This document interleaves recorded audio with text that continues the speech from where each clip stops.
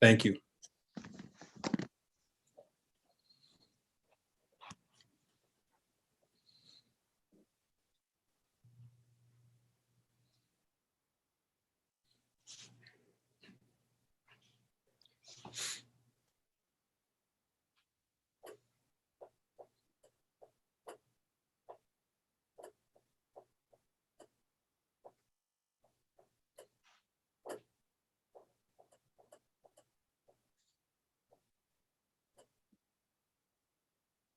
Okay, it's live, Melissa. Thank you. It's Wednesday, February 17th, 2021. We're here, it's 5:01 p.m. and we're here for this Board of Education meeting. Our meeting tonight is for the purpose of having an interview of our second finalist for Superintendent. Dr. Jarrett Bryant will be with us. I'd like to welcome all the board members for being here. Thank you for your commitment to this process. We've got everybody joining us, except for Dottie, who should be joining us shortly. And so welcome. I'd like to also welcome our association representatives from SLCSD. That's Nicole Palmer. From SLEA, James Tobler. Buildings and Grounds, Che Olson. Transportation, Ben Rowley. Steve Russo from SLEOPA, and Cindy Mills is the board representative. Thank you, Cindy. And B. Alonzo from Child Nutrition. So thank you and welcome to everybody. I'd like everybody to please stand with me and repeat the Pledge of Allegiance. Please repeat.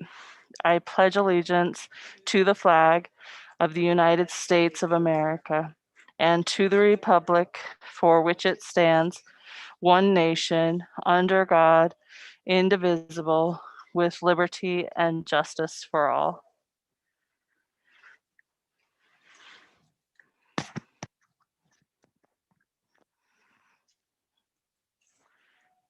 Again, thank you everybody for being here. I want to take just a quick minute and share with everybody who's watching the process for providing feedback on these interviews for superintendent. We had community meetings last night, which were well attended. They're through Zoom webinar. If you logged in to the webinar, you should have received an email asking you to provide feedback with a link for that feedback. That link is also available on the district website. If you go to the district website and look at the superintendent search, at the bottom, there's a schedule for all of the interviews, as well as a link to provide feedback. And we are really anxiously looking forward to hearing what all of our stakeholders are feeling about these interviews. That feedback will be very important to the board as we gather to make our decision about who our next superintendent will be. So thank you for all of that. And if you have questions about that process, please don't hesitate to reach out. So our interview of Dr. Barnett is scheduled to begin at 5:15. So we're going to go ahead and take a 10-minute break. And we'll be back just a few minutes before 5:15. Thank you.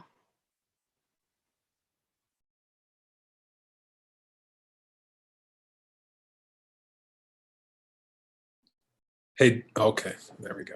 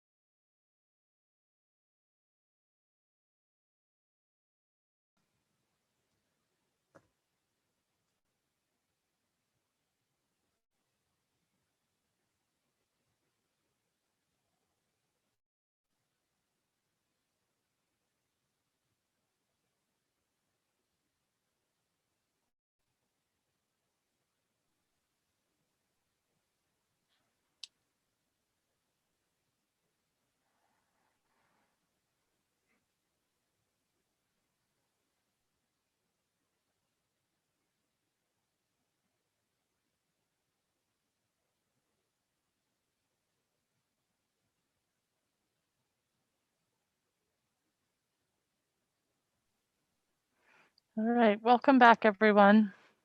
It's now 5:15. We'll begin just momentarily our interview of our second finalist for the superintendent position for our school district.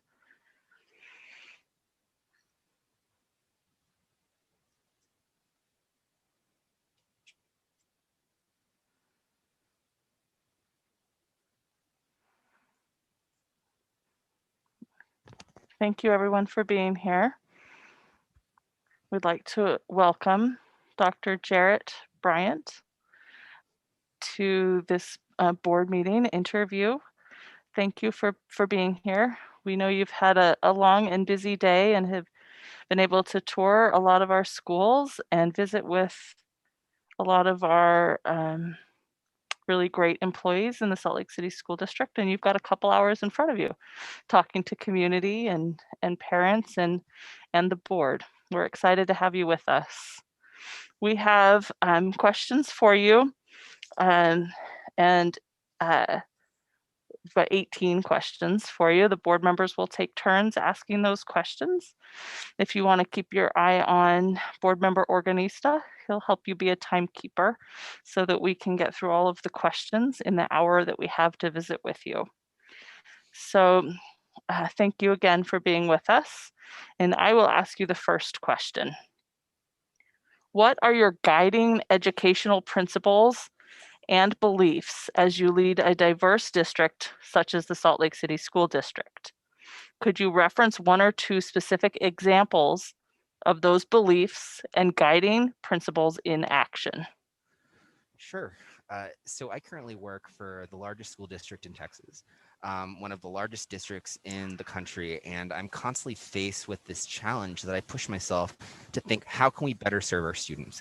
When I think about my own educational philosophy, I think, what can we do, even if it's outside of the box, that are really going to meet the needs of our kids? I think that we can't take things for granted. We can't keep on doing things because we've been doing them that way. And that's in my entire career. So I've been very proud to have launched successful initiatives such as the Emerge program, for example. You know, we had too many high achieving, low income students that were going to community college or not going to the workforce at all, even though they had the potential to thrive at whatever university they wanted to. So now, for example, in that program, we have thousands of kids in high school and college at 165 highly selective schools on full rides. And some of them have since graduated and they've become teachers on my staff, or they've become college counselors themselves, or they've really succeeded in, running for office, or all sorts of fun things. We had our first Rhodes Scholar. And those are students that just a few years ago would have fallen through the cracks. And I really think of myself as a champion for equity and justice. And I take that seriously, which is why I've spent the last 8 years launching a variety of initiatives that address this topic that aligns to my philosophy of whatever it takes for students, ranging from expanding middle school counseling down to actually the 5th grade level now, or implementing innovative programming around our Boys of Color, which in Houston ISD are a group that perform at levels that they shouldn't be. They need to be elevated. So that means we need more resources. That means always pushing in Houston, our board and our administration to really think through an equity lens, even if it means making tough decisions.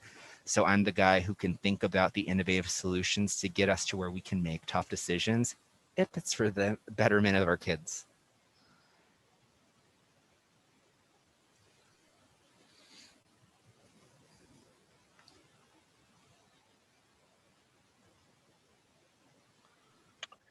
Pardon me, everyone. I already tested the speaker, but somehow I forgot again. Dr. Jarrett, thank you so much for coming and joining us. And you left Texas. I'm sure it is very cold out there. And welcome to Utah. I'm sure the weather is much better. So I have question number 2 for you here. What have you learned from navigating the pandemic as an educational leader? What steps would you take to address any hardship and setbacks to students caused by the pandemic? Let me know if you have a question to repeat that question for you. Okay? Yeah, sure. Yeah, I think I understand the question is, COVID impacting my, experience leading an education system. And I think the beautiful thing about this a distressing situation is that, like I said, I'm an out of the box thinker. I'm the guy that's always advocating for different things. I've been doing this for years, but there's always been those barriers, especially working in a large organization of tens of thousands of employees, where there are a lot of things that we said were non-negotiables that, you know, a pandemic can make negotiables. I mean, I worked in a place that didn't believe in electronic signatures up until the pandemic, and now it's kind of the order of business, just little things like that. But there are lots of things for my career that I've truly believed in. I've spoken truth to power to the state and the powers that be about things that I didn't think were right, and now I'm actually seeing change. So one specific example. So I believed for years that a student shouldn't have to demonstrate college readiness on a test to take a dual credit class. I think that if you want to get college credit, you should just take the class. And if you pass the class, you pass the class. If you don't, we'll give you remediation. But, you know, obstacles presented the spirit of kids. And long story short, COVID presented an opportunity for me to go to the community college system and say, hey, if you don't fix your system, our kids didn't have a chance to take that college readiness assessment because we closed the schools. So if you don't work with us, then your enrollment's going to dip, and then our students can't take advantage of college level coursework. And I think they needed to have that tough conversation with the largest district in Texas to waive those requirements, to be more innovative, to look at students' transcripts or other ways of mastery. And then guess what? We had more students get college credit than ever before. I've always been a big advocate in giving our students access to the best teachers out there. In Houston ISD, we serve the top performing schools in the nation and the lowest performing in the state. And I've known that it's wrong that a student's zip code should determine who is their advanced placement teachers. I mean, we have fantastic teachers at all of our schools, but what if there was an opportunity to learn from the top teacher in your own district? So COVID presented a great chance to do just that. So we launched two things: the advanced placement academies, where essentially we were able to have our students learn from master AP teachers, and then even virtual study halls, where we had our students engage in instruction from master teachers who we paid to do this, by the way. So we give teachers extra compensation for things they are probably doing for free just because they love their students and they love their jobs. But now I'm thinking about creative ways to expand their own leadership and to compensate them for it. So COVID really opened the doors for people to being open to that.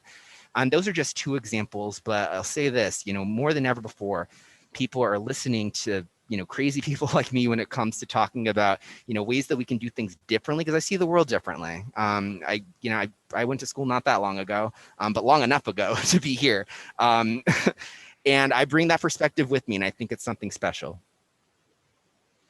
Thank you.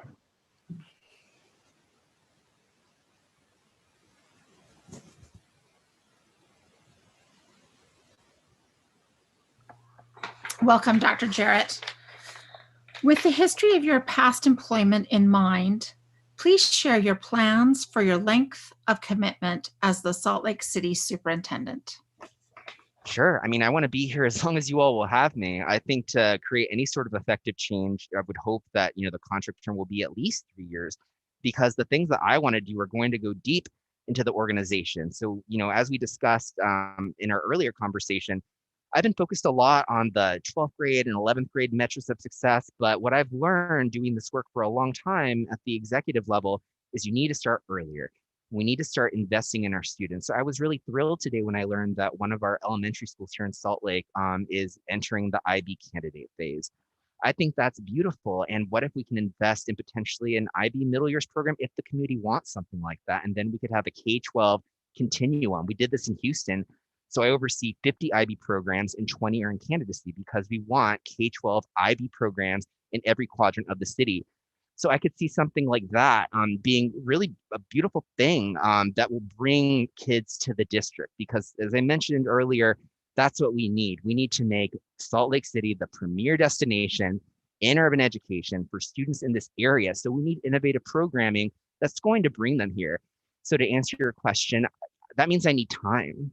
You know, my goal as of, you know, the past few years was to be a school superintendent for a large urban school system that is willing to do things differently. And I hope that Salt Lake, and if I have the opportunity to live my dream, like I want to do it for as long as you all will have me. So I hope that answers the question.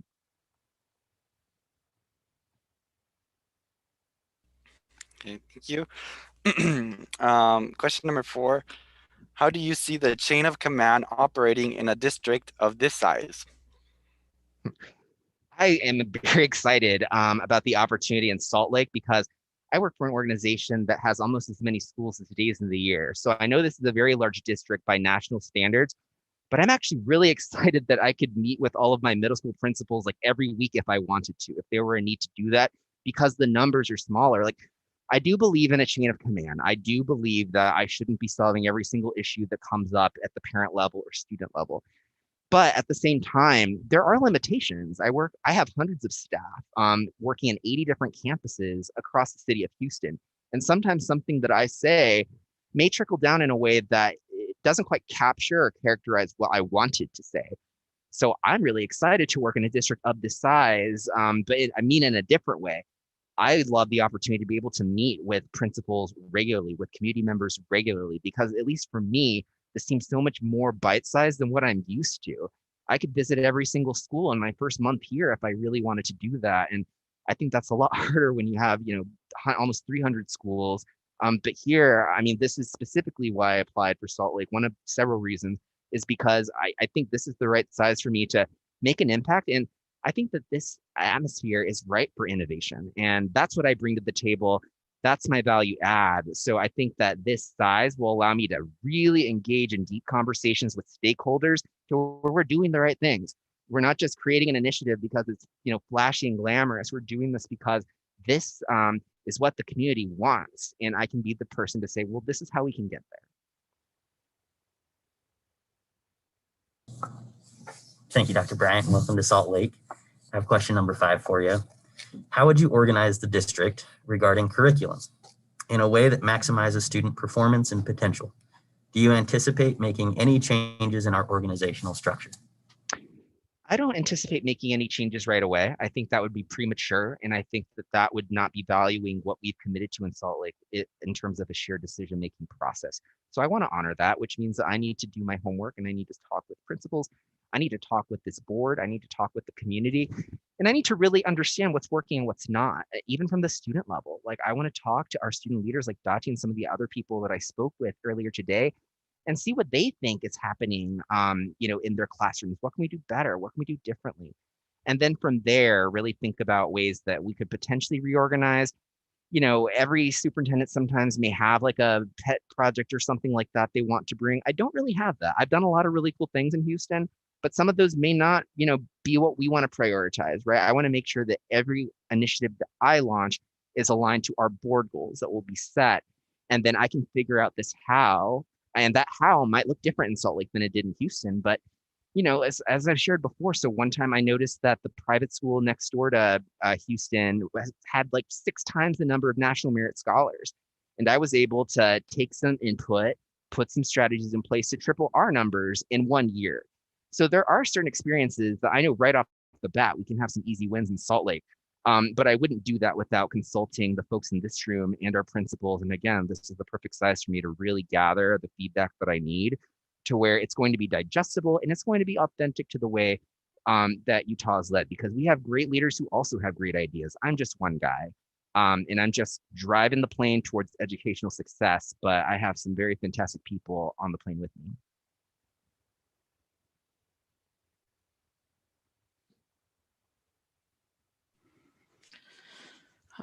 Question 6, Dr. Bryant. If there were a conflict between different community groups in the district over a particular issue, how would you resolve it? Please cite examples that you have used. Sure. I think if there's a lot of conflict between different groups, I think what's important is that we're creating a safe space and we're modeling a space as leaders where people feel that they can voice concern. Because here's the non-intuitive thing. Sometimes when people are voicing concerns, it's not always entirely bad. What I fear the most are marginalized groups that also have concerns and are not sharing their concerns with me. So I not only want to hear those groups' concerns who are talking, but I also want to hear the groups that aren't going to be very intuitively speaking with the district or complaining. I think that we can always do better. And I think conflict is not only just voicing our concerns to another group or to me, but it's making sure that I'm at least attempting to understand the other perspective. I think when we clash and we don't listen to each other, a lot of our intentions get lost in the wash. And I'm one who likes to find common ground. So if I'm meeting this conversation, I want to be able to connect the dots where it's like, what is this common thing that we're trying to achieve? Because I have a good hunch that it has to do with educating students in the best way that they can be educated. I think that's what unites us. And I think the trick is in the details. What exactly sticking point is there when it comes to this conflict resolution? And how can I solve that? How can I add additional resources? How can I listen? And again, make sure that other stakeholders who aren't speaking are having their voices listened to as well. Being proactive is a huge part of my leadership approach. Thank you, Dr. Bryant. I have question number 7. What would you do to increase the percentage of graduates who have demonstrated the social and emotional skills necessary to be successful post-graduation? Yeah, I love that question because that's what I do. I've been in the college counseling, college and career readiness space for so long. That's my passion. So, I started my career as a teacher, but then a college counselor basically. And I focused my career on getting students to the right fit schools because I knew that if you get them to the right fit schools, they're going to thrive. But some of our students may end up in schools that have very low graduation rates. I know in Houston, we have a 4-year open enrollment university that a ton of our students go to, but their graduation rate is 8%. That's single digits. So 8 out of every 100 students gets a degree. The rest don't. The 94 don't, or the 92 don't. That's sad. And I don't think that we're doing our jobs if we just say, apply to college, go to that one, and none of them graduate. So actually one of the initiatives that I led, I raised about $20 million over 6 years to invest in post-secondary success. Because we're talking in this question about students that are prepared, in terms of SEL, they've graduated, but how do we make sure that they actually get whatever credential that is? That may be a 4-year college degree, it may be a technical credential, it may be a 2-year diploma, whatever that is, but they need to complete it. And I think there's a lot that we can do. As school districts, I know we have, an early college model going on in Salt Lake City. I think there's a lot of potential there to make sure that if a student wants to get their credential even before they leave, they can do that. And instead of going to an open enrollment university where they're, more likely to drop out, they're going to leave our schools with their credential in hand. And then it's on me to form these relationships with the business community to get them those jobs outside of high school. So that's one way we can address the gap where too many kids get lost in the wash, what they call the summer melt before they enroll in college. So that's strategy number 1. Strategy number 2, we need to look at our National Student Clearinghouse data. So we get reports that we can review to see which students are enrolling in college and which colleges are they, and what about these students that aren't there? I think that's a pretty simple task for our research team to look at. So we can figure out what are the trends. I think we'll see some trends. When I did the same exercise for Houston, I noticed that there was a college that wasn't on the list, Brandeis College in Massachusetts. And it's crazy how no HISD students went there 8 years ago when that college offers a full ride if you're poor. It's test optional, so you don't need to take an SAT to go. And it's undocumented student friendly. So that's a slam dunk. And our students weren't even enrolling in a college that could set them up for success because they didn't know or because the district wasn't taking it upon themselves to guide students once they're in and then through the finish line. That's my passion. That's my work. I wish I had more than 3 minutes to talk about it. There's some good stuff to talk about.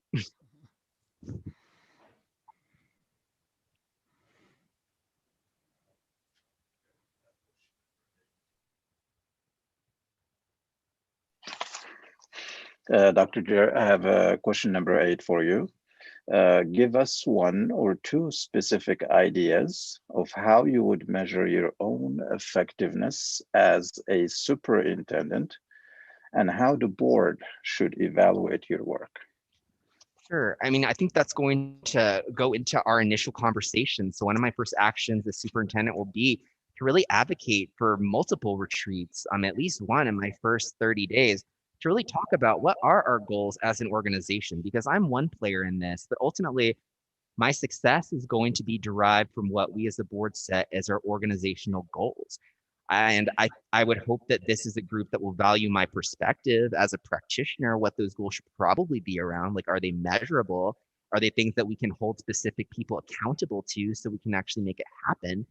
In Houston, we have reasonable goals around closing the gap in reading for, 3rd grade and all sorts of other things. We have a whole goal around college and career readiness, which works. And as we think about what does the ideal learner moving forward in Salt Lake City schools look like, let's backwards plan. That's where I come into this. Not all of us at the table have been educators before, and you don't have to. But my goal is to let you know kind of these are the trends in education. These are the things that we can measure. This is how regularly we can measure it. And that's going to inform your goals. And then you can hold me accountable to those things. So that's the beauty of this relationship of shared responsibilities. You set the governing standards, and I'm the practitioner who's informing, what's a smart way to do this? And I'll take it upon myself to work with our coach or whomever it is to also figure out what other people are doing. I have a global mindset in the sense that I'm not just going to look at Utah and Salt Lake, but I'm going to call up all of my superintendent colleagues in other places and figure out what's working and what are boards like. I have the network to do that. Thank you. Thanks, Dr. Bryant. As superintendent, how would you delegate authority while you also maintain accountability? Please explain the actions you would take. Sure. So I think that all of our accountability goals need to be tied to, like I alluded to, these board goals. So I think we have our overarching board goals that all of our students will meet. And then from there, I want to take it upon myself to create a strategic plan to get us through the next 5 years. My understanding is the one we currently have is about to expire. So how did that turn out? Did we meet the benchmarks? Where do we fall short? And where do we go from here? So I want to create that strategic plan. And a part of that is really understanding this organization very well. We have very talented people at the senior level, and I'm sure in all of our campuses too. I only got to meet a handful. But I really want to understand, based on what the goals are that we are thinking about as a board, how can I create an actual plan that consists of strategies that are aligned to specific outcomes? So if it's more college and career ready students, thinking about how often are we measuring this? How do we provide access to these assessments? How do we do this or that? Which departments are responsible for that? How are principals going to be trained on that? What supports are teachers going to get to achieve these outcomes? And then all of us are going to play a role, because I think an accountability culture, it's not going to work if people don't know what role they play in driving the ship. Think about it as we're all on a ship. I'm at near the front of it, but really, like, the ship's not going to move if we're not all working in tandem. And I think where, especially in large organizations, what I've seen happens is that people don't really know what role they play in the ship. Like, I just met with our classified staff earlier this afternoon, and they desperately want to know where they fit in, how they can be developed to meet the plan. Same thing with their teaching staff. They want to know, they want to do their jobs well, but they also want to know, how do I play into these bigger goals? Because that could motivate me either intrinsically or extrinsically to hone my craft, to be better. I think part of it is the accountability, but what I've been hearing consistently in the stakeholder groups is, we're ready to have a vision and direction. We're really ready to kind of know where we're headed as a district. And I think I'm the guy to do that. I think I'm the numbers guy. I'm the guy who's going to figure out, okay, how do we get from X to Y, and assign those names to those specific strategies and hold those people accountable, because it's not about, being punitive, but it's about being responsible and thoughtful about telling all of my stakeholders what role do they play, and what role because my name's going to be on that chart too. What resources am I going to allocate that also align to the strategic plan? But the strategic plan is going to be a top 3 priority as soon as I start the job.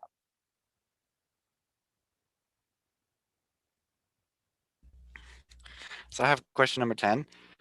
How would you ensure your visibility in our district? What would you do specifically? Yeah, I want to be everywhere. Being in a city that's a little bit smaller than Houston, and a district that's a little bit smaller, is very refreshing to me, because it kind of reminds me about being a teacher when there were all these students that I had and I didn't have enough time to get to know all of them really well. I hope I'm not being optimistic, but I really want to get to know all of our stakeholder groups really well. I really want to get to talk to our teachers' unions. I really want to talk to our individual teachers and students and regularly meet with principals and build a relationship. I think, we're in an education business, but I think on top of that, this is a people business. And I think that results can often be driven by my relationship with others. And I'm going to be so much closer to where the action is. I can go out and visit the schools if there's something that I have a wondering about.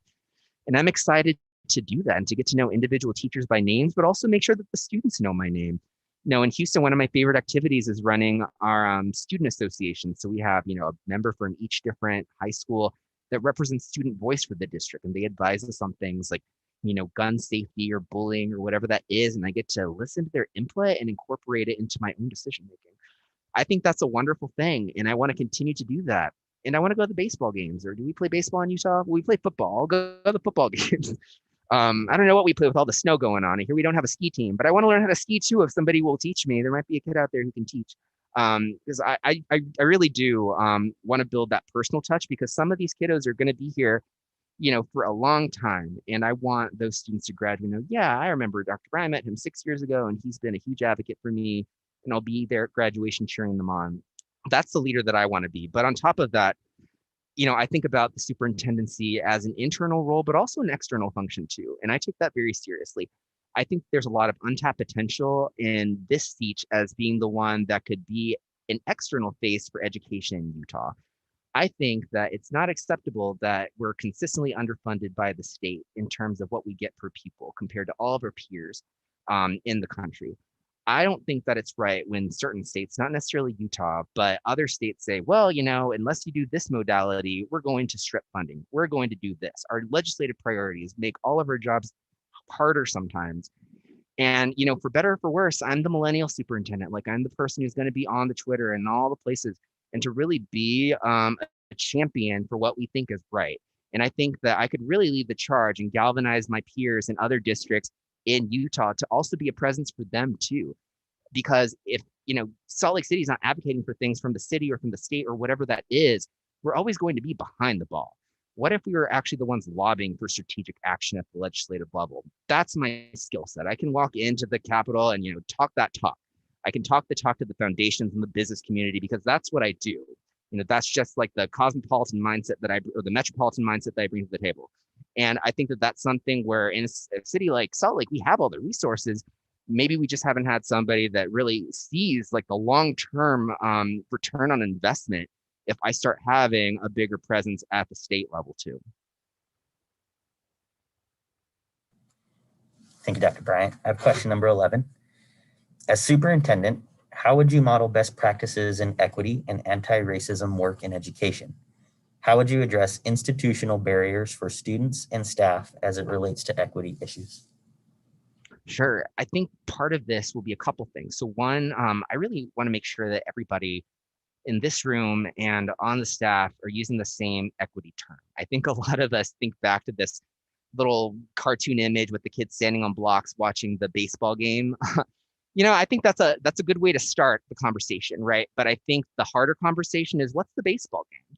What does it mean to be watching a baseball game in education? Does that mean that everybody's reading on grade level by 3rd grade? Does that mean that everybody has the ability to go to a 2-year college if they want to?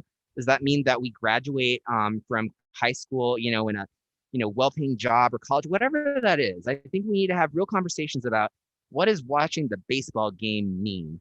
Because then I can go and look at the data and tell you, well, you know what, over at that school, they're not watching the game. And they are watching the game over here. And we said that in Salt Lake City, we're all watching the game. And that means that we need to distribute resources differently. And that's where it gets dicey, because, especially in big districts, we want to make sure that all of our schools have access to all of the things. But I think sometimes we need to put a line in the sand and say, you know what, if watching the baseball game is being able to read at grade level by 3rd grade, I know that I'm going to have to invest in more teaching staff or more support staff or partnerships with educational institutions to get students to that point. Those are tough decisions that we made in Houston. I'm sure there'll be decisions here. So, one example was we have 3 schools in Houston that are actually, they could trigger a state sanction where the school board is taken over by state appointed representatives. If those schools don't turn around, they weren't watching the baseball game. So we got a grant for a couple $100 million from the state, and we were able to leverage that money to create an innovative program, basically a school within a school honors program that provides mentorship, extra math and reading support, everything the kids need to be successful. Because we looked at the data, we knew what they needed, but it's just, I wish that were something that we could provide for every kid. But we have to, really define equity, and then also being driven by attacking. I haven't tackled the racism part, but attacking that head on too, because that's a consistent trend that I'm hearing. Because at the end of the day, this directly impacts the educational experience. When I don't feel safe, when I don't feel like I can be myself, or when I feel food insecure or whatever it is, or my identity is being questioned, then I'm not going to learn properly. And I've seen a lot of great, piecemeal work and read some things about Salt Lake, about people incorporating specific things into the curriculum, having, great conversations on these topics. How do I create resources to do this district-wide so that all of our principals feel like they have the tools in their toolbox to really tackle this issue of, racial tension and social injustice head on in ways that are authentic to them in their leadership? Thank you. Question 12. What processes do you use to gather feedback on programs or initiatives? Can you give us a recent example of how you gathered feedback, for what purpose, and most importantly, what you did with the results? Yeah, especially if we're talking about investing additional dollars into programs, we need to make sure that there's accountability in the sense that we know how effective it was and for what groups, because that might tell us that we need to sunset that program or we need to invest more resources. So every single program that I mentioned has a whole publicly available program evaluation. One of the ones that I had the most fun with was our college counseling initiative. So basically, I got the funding to put a college counselor in all the schools, but we had to measure it. And we had a great partner in Rice University filled with brilliant PhDs and all sorts of mathematics and statistics I don't know about, to really tell us how effective we were being. And they really pushed us to collect data in ways that we weren't collecting the data before. And we were able to evaluate the program because this program was tied to, a grant tied to another grant worth $10 million. So we had to make sure that we were doing it right. So they pushed us to measure things like submission of financial aid applications, even quantitative or qualitative analysis, asking counselors, like, how do you feel about, your work? Asking students, did this counselor change your mindset? If so, why? And we're able to look at over 1.5 years worth of program evaluation data points and to assess. And it turns out we needed to do things differently. Our first year, we only got a handful more kids into college that first year. And what we learned from that was we had a lot of resources. We had $10 million, but we actually needed more like 15, 14. We needed more resources from the district because there's simply so much need out there. So we did make some adjustments. The caseload of counselor to students was too high. So when we adjusted it, then we started sending hundreds of more kids to college and thousands of more students to college. I'm really passionate about community college education. There are a lot of systemic things that are really nasty that keep kids from graduating and enrolling in community college that have nothing to do with student achievement, at least in Texas. And I was able to also tackle some of those systemic issues head on to make things easier for the kids. And none of this would have happened had I not been proactive in working with a university like Rice or even our internal data team to understand what the data says. And at the end of the day, I need to be well versed in what the data says because I also need to communicate the outcomes to this board. I want to be able to talk very authentically about, we did this initiative and, Board of Education, we need more resources on this topic. This is how this specific program aligns to our strategic goals. And this is the data that proves that we need it. It may get us into some political hot water, or we may have to, reformulate it, go back to communities and make it better. But this is what the data shows. There's so much power in that. And that's something that I happen to have done for half a dozen innovative programs in Houston. Dr. Bryant, this is question number 13. What steps have you taken to mentor and supervise members of your administrative team? Please provide examples of what you have found works best. Yeah, absolutely. And that's why I'm super excited to be here and to engage with so many stakeholders. So, I do this all the time. So one example is I actually, hired and trained and promoted hundreds of staff members. So I used to work on a team of 5 people when I started in Houston about 8 years ago. And when we received that grant, I had to go out and find the best college counseling talent from all over the state to lead this innovative college counseling program. And what was great is that, they were all on my staff. That's when I became the assistant superintendent. And I got to really get to know these people very well who were staffed in, now 80 different campuses and really understand what gives them energy and to provide them with the mentorship and resources that, most college counselors don't get. Most college counselors don't have their assistant superintendent making calls to Swarthmore College in Pennsylvania to get them a free fly-in or whatever it is so they can really understand the ins and outs of college counseling. Or they're not going to have somebody that, can make phone calls to bring in top universities or any university really and come and like do a deep dive into, what universities are looking for these days and how can K-12 do a better job at preparing students. So I really believe in the mentorship and the engagement and the professional development. And then, I'm blessed to have had a lot of mentors in my life who believed in me. Even I don't even know why they believed in me, but they saw something in me before I saw it in myself. And I always love the opportunity to pay it forward. So, somebody took a crazy chance on me and they made me an assistant superintendent at 25. I thought they were crazy at the time, but I think they knew that I wanted to make an impact in education that I didn't even know yet. And now I know it. But then, one time I was at this random high school for some unrelated business, and I got to meet the bookkeeper there. And he really made an impression on me. He was like, wow, this guy, he has a story. Let me get to know him better. Long story short, I kind of kept him under my wing, and he kind of fell off the tracks, didn't go to college when he should have. Got him back into college. Next thing you know, 6 years later, he's my chief of staff, and he just graduated from business school. And after I leave, he may take my job. I don't know, but he's just a rock star. And to be able to find and cultivate talent like that is something I look for. To be honest with you, a lot of people wanted to be my mentee when I first entered this job. I was like, you're crazy. Like, don't learn from me. I'm new to this. You don't want to hear from me yet. But I think you grow into a role and you grow into a place where, I'm ready to be somebody's mentor. I was a little hesitant at first, but now I know that the only way that districts especially can be successful is when I can spot that future principal talent or that future department chair talent early on. So when changes happen, there's already somebody who's ready to fill the seat.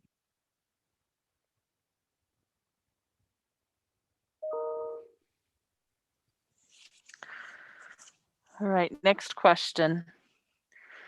What has been the most stressful situation you have had in your current or previous position?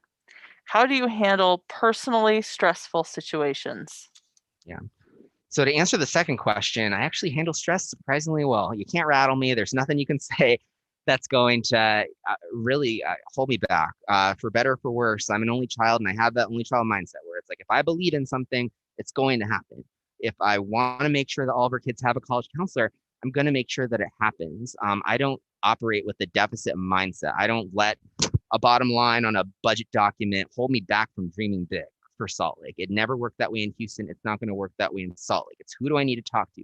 What do I need to tweet out? What do I need to say? Like, what document, white papers do I need to draft to make things happen, to at least make a story known? So that's why I do the rounds all over the country in a speaking capacity to talk about these issues and to be a thought leader on issues related to fundraising and college and career readiness. So I handle stress well because it kind of puts me on my toes to where I can, act accordingly and adjust. And I've had some stressful situations in Houston ISD, just like, any district. There are times where there's a lot of uncertainty. I could always talk about state takeovers and that sort of thing. But honestly, I think the biggest changes that have been challenging for me, ironically enough, have been superintendent changes. And I bring up that point because I think that's something that's going to really guide my own leadership as a new superintendent who's from out of the state, who's a first-time superintendent, who may come off as a little, crazy and too energetic sometimes. I think that could be scary for somebody. There's a lot of unknown, and sometimes you fear the unknown more than you actually fear the thing itself. And that's something I'm sensitive to. So when I had a crazy superintendent who I adore, who appointed me to be an assistant superintendent at 25. He left the district a few months after that. And that was really scary for me because I was just like, no, I mean, he's the one who gave me all the tools I needed to be successful. He's the one who believed in me. How can I be in a place without him? And I had to, and, new people came in, and it was really challenging to, finally kind of start from ground zero, where there were things that I was really passionate about, that he was really passionate about. And now I need to advocate for those things from ground one, almost like starting all over again. Or certain things that I could have, moved forward. I could still move them forward. I'm very persuasive, but it would take a little bit more convincing, a little bit more data, and a little bit more politicking internally, that sort of thing that I never really had to do. But honestly, I don't think I would have had the courage to apply for this job had I not gone through experiences like that, because you have to be able to make those things happen. You have to be able to put yourself out there and put a deck together to present to the Board of Education that may not land, or there may be serious concerns and we have to shut it down or table it or whatever. But I've really learned that even in times like this, where there are major stresses and uncertainties, there's light at the end of the tunnel. And it all comes down to the relationships and being a people person and understanding what people's motivations are to make change. If you don't master that, you're not going to go anywhere. And thankfully, I was blessed to have to go through a number of those types of transitions, and I made it out in one piece.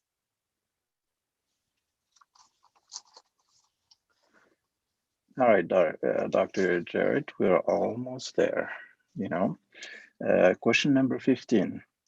Think about one or two of the most difficult initiative that you have implemented in your current position. How did you build consensus around those initiatives? Give us specific examples, please. Sure. So we've known in Houston for a long time that in the west part of town that a lot of programs were concentrated. And that part of town happens to be very affluent, a lot of social capital there, a lot of students that have parents that are going to advocate for certain things. And that's fine to a certain extent, but at the end of the day, I think we need to speak up for our east part of town where maybe the parents do have those same desires, but maybe they're not voicing their concerns in the same way. We're not proactively reaching out to them. And we decided to take drastic action. And one of the things that we did was we decided to dramatically expand international baccalaureate programming across our city. And that wasn't easy. We had 30 programs, incredible programs, some of the best in the country. But we wanted to put those types of programs in, schools that, were in danger of being taken over, shut down by the state and that sort of thing. And to really make a sell to principals and other stakeholders that this is actually something that you want. It's going to be a lot of work. Some of you may or may not be familiar with the IB program, but I like to think of it as, AP is interesting. It's a class. You don't have to pay money to offer an AP program. So it's kind of like having an app that tells you how to work out. Being an IB school is kind of like having a personal trainer that is really going to be let down if you don't show up. And on top of that, you have to pay lots of money to do all the things, or they'll take away your accreditation. So it's a huge process that also results in teacher turnover historically when you enter the process. Costs a lot of money. You need IB coordinators. At the elementary level, you have to figure out how to, put foreign language into the curriculum and give your teacher structured time to plan. But here's the thing. All the things that I mentioned are just signs of a good education, a good way of approaching learning. So we had to invest principals and communities in this because, some of them maybe weren't initially up for the challenge. And that's something that I think is going to happen a lot in a superintendent position where sometimes, there may be initial hesitation. There may be concerns and questions like, where am I going to find the money for this? No, I already have such and such for GT. Well, wait, IB is not necessarily a GT program. Or, maybe misconceptions, can really derail from the conversation where we've decided at the board level, at the superintendent level, that we are making a commitment to a K-12 IB continuum education in all quadrants of the city. And we want to take away all the barriers that might prevent you from entering this. Like we want to essentially fund the program. We want to provide you a IB coordinator that you can hire and train yourself. We want to provide you with free training and resources that are required by the IB. We want to make sure that we can provide substitutes and coverage so that staff members can go and tour our very successful IB programs. We want to take away all the obstacles, but at the end of the day, as a district, we decided our vision was we believe in a global education K-12 in all of our communities. So getting them to latch on to that was a lot of work. But like I said, we're going from 30 and in about a year, we'll be at 50 authorized programs across the city of Houston. So that's probably more, don't quote me on this, internet world, but that's probably more than most districts in the country, if not the most. Thanks, Dr. Jarrett, for that answer. This is question number 16. How can a superintendent maintain strong support services for the district while facing budget constraints? Yeah, so like I said, for better or for worse, I'm not a deficit thinker. I like thinking about ideas that work, that are proven by the data that I can make happen. Like I said, in any district, there may or may not be sacred cows, is what we call them in Houston, but things that no matter what, we can't touch that. That's been around. There's all sorts of background that you all can fill me in on, why we can't touch that. And maybe we don't. But I am going to talk about it. I'm going to kind of gather and get information for, why we should or shouldn't have that thing. And we can find creative ways to, repurpose budgets over the long term, think of a way that we can phase into a new strategy to account for resources. But like I said, if there's one thing that I bring to the table is a track record of really speaking the language of folks who want to be private donors to a district or corporations or philanthropy on both national and local foundations that really just needed to hear that they had the right leadership. Because I'll be honest with you, a lot of foundations are hesitant to give directly to districts because they mistrust how funds will be spent, how it's going to be accountable. They want to know who's in charge. It's always a question on the grant application, who's in charge and what's their story. So my story is I've raised tens of millions of dollars, like selling ideas that could be funded, that could help us at least have a proof of concept, if anything. So initiatives that last a couple years and the district doesn't have to pay for it. But then if we see that the results are way better than we thought, we can make a decision to invest in it. So it's not always a zero-sum game. Some of it's going to be the advocacy on the state level, state grants. I think there's a lot of opportunities there. We could be a Gear Up district if we wanted to go that route and be eligible for millions of dollars in funding to create cohort-based models to get students college and career ready. Like, I'm well versed in all of that. I know the right context to talk about, but it doesn't always have to come down to money. I think the harder thing is thinking about the equity piece. Like, how do we figure out where these programs actually go? Who should benefit from it? How do we choose those schools? And that's more political work than the budget work. But I like to think from a growth mindset, or again, I forget what the psychological term is. It's been a long day, but essentially I like to think, have a sense of possibility. Because I think that if you don't, you're just going to be too, ostrich with your head in the sand, not willing to look up and see, the world around us. And for better or for worse, I'm the superintendent candidate that really sees a lot of potential in Salt Lake City moving forward. And, as I've mentioned before, I do have concerns about the state of enrollment in the district moving forward. There are a lot of unknowns as it relates to the need and desire for in-person versus virtual versus COVID versus other folks switching to Granite or wherever for various reasons. So I think this is a unique time to think about how we make our program innovative. So that way, this is just an exciting district for anybody to want to be in. Or even if you don't attend Salt Lake City schools, they'll look to see what we're doing as they kind of think about what they should be doing. I think that we could be that district, but it's going to take a lot of work and it's going to take a lot of coaching and motivation and heart-to-hearts. But I've seen it happen. I've made it happen in a large district before, and I know I can make it happen here. And I'm not going to let the budgetary constraints kill a good idea until I've exhausted all the options. Okay, so this is the last kind of interview question. Why should we hire you to be our next? That's a great question. So why should you hire me to be your next superintendent? And here's the thing. It's not really my agenda to convince anybody why they should choose me to be the next superintendent, believe it or not. And here's why. It's because my job today is to really share a piece of my heart with you so you know kind of why I'm here, right? There's only so much you're going to learn about me in an interview for this hour. But I think if I share just a piece about who I am as a leader, kind of the way that I think and how I operate, you can draw your own conclusions. So, I'm not everybody's cup of tea, and I come to the table being an unconventional candidate. And for a large district, you might expect that you would have a sitting superintendent or somebody who's been in a leadership capacity for a little bit longer, X and Y and Z. And I'm never going to be the X and Y and Z, but what I am today is a person who cares about kids in urban environments. I'm the person who, during the COVID pandemic, increased our IB pass rates by 25 points. I'm the person that raised AP scores by 10 points over the past 4 years. I'm the guy that raised college readiness for students in a district that has a greater percentage of low-income students and a greater population of minority students. I'm the guy that raised hundreds of millions now of dollars at this point from the state and local and individual donors to make innovative things happen. And I think good things happen. And not everybody wants an out-of-the-box thinker. Not everybody wants somebody that didn't have XYZ traditional credential.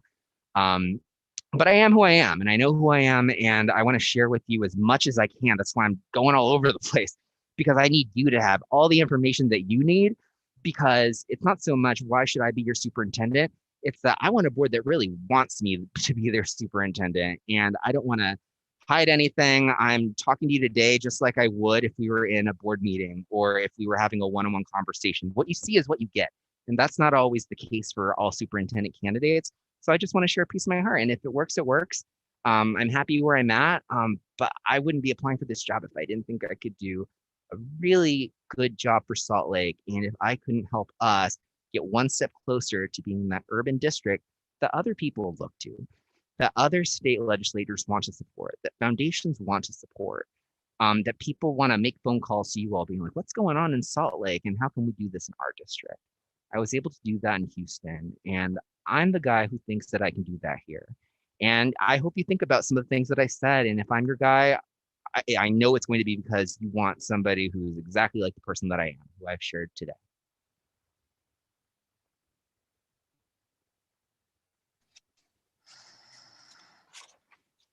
Well, Dr. Bryant, it's been such a pleasure to be with you tonight. I have one more. It's not a question. This is an opportunity for you to ask questions for a couple of minutes of us. Do you have any questions that you'd like to ask of us? I mean, I think a question open to anybody is, what's one positive change that you want to see in Salt Lake 5 years from now? What is that thing? Well, that's an exciting question, and that's something that I think we've always wanted to, this board, which is relatively new. We have 3 new board members and want to focus on. So I want to hear what they have to say. For me, I want us to be like the premier district of the state. I want us to be a destination district. I want us to be something that people look to as the highest quality education they can get for their children.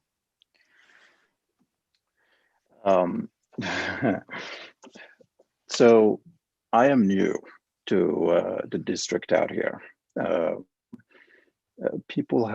Families have put their trust in me because they have seen that we can bring something new to our district. Salt Lake City, unfortunately, has been through so much. It's been like a stepping stone for politicians to just get to where they need to and put us down here. So for me, I'm looking for, someone who would really be willing to stand out there and speak the truth and not let those, who have the power in Congress to really, take advantage of our, all the great things we have to give. And so that's, for me, it's a big thing, because that is the path to better funding, equity in our communities, families coming together, no more divide between privileged and marginalized communities, unity in terms of like all the curriculums that are provided in schools. So that's, for me, it's something I'm very passionate about. I'll jump in here, Dr. Bryant, and for me, it's all about our students. We have a very diverse student population. We have a growing city that's also growing in diversity as well.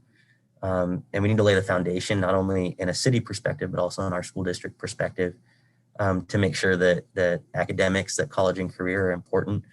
I know you've looked at our data, the gaps relative to academic performance, graduation rates between our white students and our students of color. They're big gaps, and those are things that I desperately want to see this district address in a lot of ways, and that's a collective effort, right? That's an effort of cultivating the relationships with our teachers, with our principals, with our community, and with this board. So for me, it's all about making sure that our students are successful, not only while they're with us, but that this school district provides a foundation for them to be successful for the rest of their lives. It's a beautiful district. I am a product of this district, but I was also a student that could have very easily slipped between the cracks, right? And not had the opportunities that I have now if it weren't for those individual relationships with teachers and principals, and particularly those that kept me in line as a kid as well. So for me, it's all about our students and closing the achievement opportunity gap and making sure that equity is a focus. I'd love to hear what Dottie has to say in answer to this question as well, ultimately. But for me, I'd like to see us make significant progress on the 2 goals we've already established, which are increasing literacy for all students, literacy rates for all of our students, and also increasing social and emotional wellness, and to have real ways of measuring social and emotional wellness among our students. I'd like to have Late Start implemented, and I'd like to see us close the equity gap really substantially. Those would be the things I'd like to do in 5 years. I'll share a little bit. Also being a product of the school district like Nate, and the kind of probably the most recent on the board, other than Dati, is she's still in it. You know, and I'm all about building ecosystems that are sustainable and nurturing and empowering and liberatory and transformative. And our school district has been very oppressive, violent, harmful, toxic, the opposite of these things. And it's beautiful to see that some of us have not only survived abusive education systems, but not only as students, but adults. So many adult people of color have left, whether they've been teachers, counselors, and administrators. In 5 to 10 years, ideally, not only are we attracting, but we're retaining and nurturing and supporting all of these people, from the students, from the adults, in ways that equity is not even the word. It's about transformative ways of decolonization and healing that this system has for years done. And so that's my vision. And, you know, luckily I get to be on the board for the next 4 years and really make sure that happens. Jenny, do you want to go ahead? Jenny and Christy and Dottie. Oh, no, go ahead. Okay. Go ahead. Okay.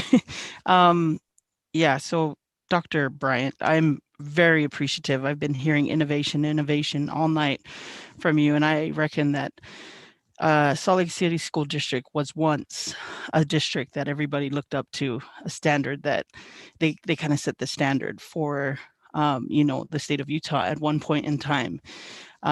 I as well am a product of this school district, and I hope to see that we as a school district could get back there. We have many students that sometimes out of our control are leaving the system, and with the innovation that is needed, hopefully we could be that standard once again and attract those students to come back, because you know, this is a great district and we could provide that once again. My hope is that we could provide that once again for this city and for the kids in our district. So yeah, that's where I'm at. We have just a minute. Christy, do you want to? I know Christy's got great vision for our district. Do you want to go ahead, Christy? I think Dottie was before me, so go ahead, Dottie. Okay, sure. Okay, I can just go. Well, thanks, Catherine, for letting me speak. But I would say that for me, I think that the greatest vision for all students is that this district give them the blocks to build their own dreams and vision, and to achieve the goals that they have in mind, however a student chooses to define their own goals, and to give them the means for success to achieve those goals that they themselves create. And in that sense, I'd like to see the board continue to be super inclusive, student voice and perspective. I have the privilege of sitting here on the board today only because of the education that I have had in the past, and because of the standards that the district has given me to be here. And I want those same privileges to be extended to the rest of the students across the district, so that they are all able to achieve their own goals and dreams, however they may so choose to define it. So Dr. Bryant, I appreciate you being here today. I think that it's been a great conversation for me. I think I want to really end on a positive note. You know, we can always find the negative things that we need to do, the work that needs to be done in our district, but we also have a lot of things to celebrate in our district. We have amazing people that show up to work every single day. And, you know, and our students, you know, that accomplish great things, even under, you know, very difficult situations. So I think that, you know, let's not paint, you know, just one side, you know, of the story. I think that having both sides, that there's still a lot of things to celebrate about this district, and to continue to move us forward, you know, in the way that all 7 of us, you know, want that to happen. So thank you again. I hope that you've enjoyed your stay in Salt Lake and appreciate your time tonight. I thank you all, board members, for sharing your passion and vision. I hear it and honor it. And Dr. Barnett, thank you so much for being with us today and sharing your heart and vision with us. It's appreciated. And thank you for the time you've spent getting to know our district. As Christy says, we have a lot of great things here. We love it. And we're excited about our district. So thank you. Thank you. And with that, we'll call this meeting adjourned. And we'll see you